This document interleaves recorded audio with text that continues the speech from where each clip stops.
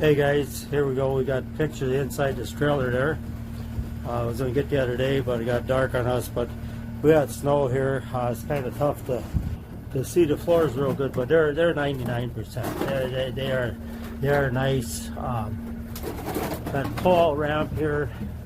We come upstairs here, as you can see here. You picture the doghouse, things like that.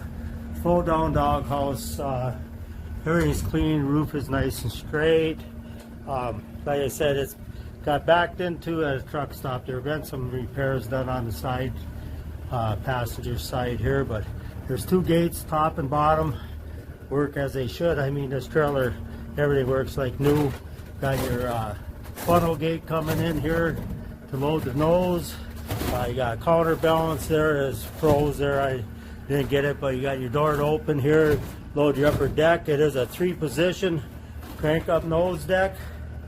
As you can see here, guys, the whole deal here, kind of neat little deal here. Got your dead door in the nose here, so you got to kick out a hog or a goat or whatever out into the belly there if you lose one. Got your fold down here for your wrap here, so they don't hit their back when they get in or whatnot. Like I said, guys, we had a blizzard up here and the snow blew in here and we got snow and ice, but as you can see, the roof is nice and straight as can be. Got two divide gates up top here, whatnot. Looks like there was a little repair on this post here. You can see I do not believe that this is this factory here. There's a weld spot here on the post here. It looks like top and bottom. I don't know what went on there, but everything works as it should. I'll get you finish this video on the bottom and the belly, whatnot.